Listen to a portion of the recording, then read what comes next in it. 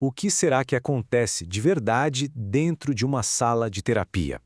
Hoje, a gente vai mergulhar fundo no coração da análise junguiana para descobrir uma coisa fascinante. A cura não está numa técnica específica, mas numa conexão humana, profunda e transformadora. E para entender a essência da terapia junguiana, nada melhor do que ir direto na fonte, né? O próprio Jung já dizia, a verdadeira mágica não está num método, mas na dinâmica poderosa que se cria entre duas pessoas. A relação em si se torna o grande palco da cura. E claro, essa relação tão especial precisa de um lugar para florescer. Então, nesse nosso primeiro ponto, vamos entender o consultório não como uma sala qualquer, mas como um tipo de recipiente sagrado, sabe? Um campo dinâmico, onde o verdadeiro trabalho psicológico pode acontecer. É bom esquecer aquela ideia de que terapia é só uma conversa. O que acontece ali é quase uma dança de inconscientes. Como Jung descreveu, é o encontro de dois sistemas psíquicos, onde o inconsciente do analista e o do paciente estão dialogando num nível que vai muito, mas muito além das palavras. E dentro desse campo, uma coisa fascinante acontece. Duas realidades começam a conviver. De um lado, a gente tem a relação real, a conexão autêntica, de pessoa para pessoa. Mas, ao mesmo tempo, uma força invisível e muito poderosa entra em cena. A transferência. É aqui que os fantasmas do passado são projetados no presente. E é exatamente essa força, a transferência, que a gente vai explorar agora. É hora de conhecer os fantasmas do passado e entender como as experiências antigas voltam, sem a gente nem perceber, bem no aqui e agora da terapia.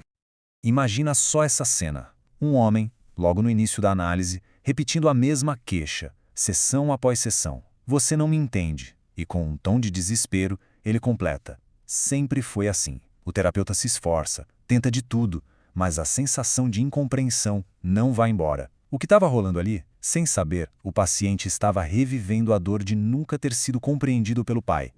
E isso nos leva à definição exata de transferência. É esse o fenômeno, um fantasma do passado que aparece no consultório.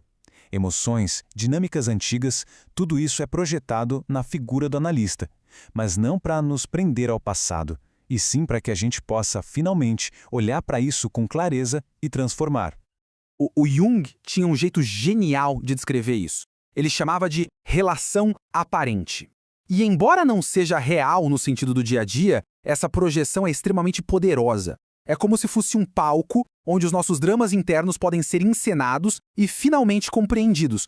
E o Jung não só identificou o fenômeno, como também mapeou a jornada para atravessá-lo. Tudo começa com a projeção de experiências pessoais, tipo as dinâmicas da família. Depois, a coisa evolui e começamos a reconhecer projeções de arquétipos. De repente, o analista é visto como um salvador, um mentor, uma figura universal. O próximo passo é crucial, aprender a diferenciar essas projeções da pessoa real que está ali. E, por fim, a integração. É o momento em que a gente percebe que essas imagens tão fortes pertencem à nossa própria alma. E aí sim, alcançamos a verdadeira independência.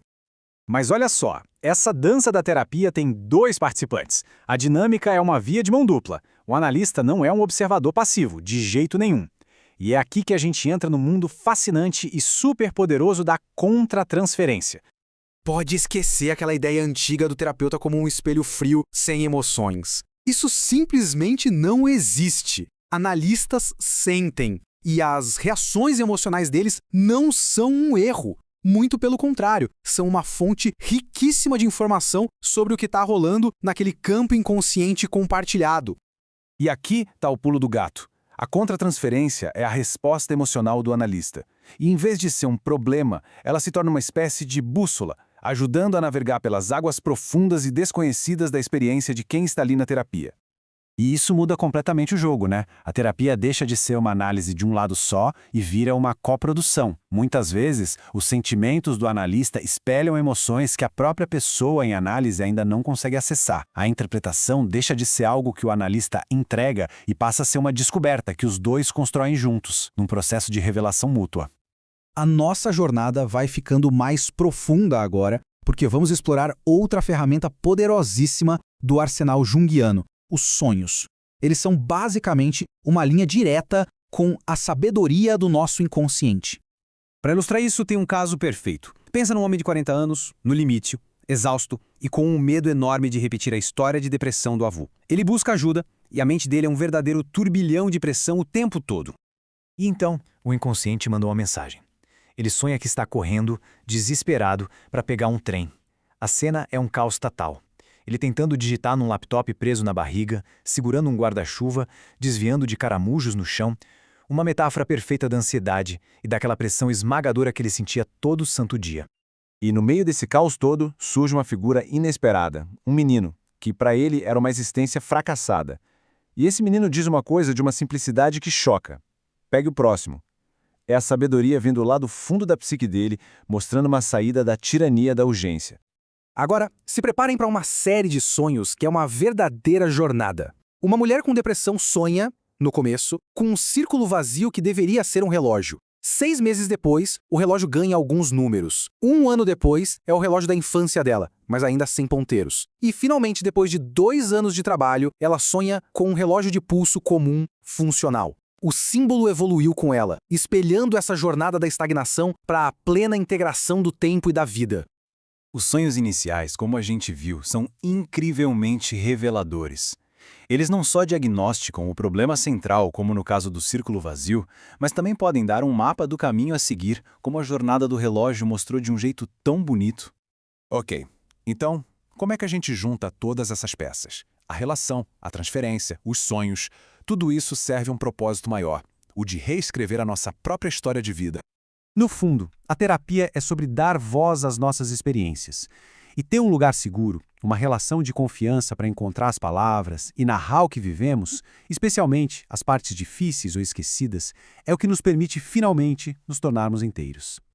O neurocientista Luiz Cosolino ajuda a gente a entender isso ao separar a linguagem em tipos diferentes. Tem a linguagem social, que a gente usa para se comunicar, tem o diálogo interno, aquela vozinha que muitas vezes nos critica, e o grande objetivo da terapia é desenvolver uma terceira via, a linguagem da autorreflexão, que nos dá o poder de construir uma nova e mais compassiva história sobre nós mesmos.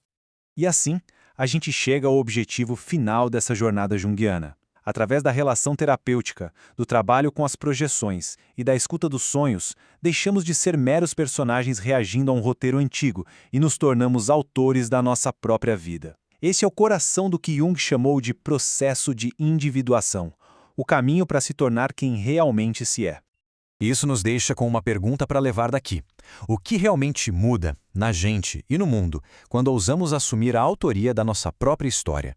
Que novos capítulos podemos escrever? Que possibilidades se abrem quando nos tornamos heróis da nossa própria jornada? Agradeço a companhia de todos nesta exploração.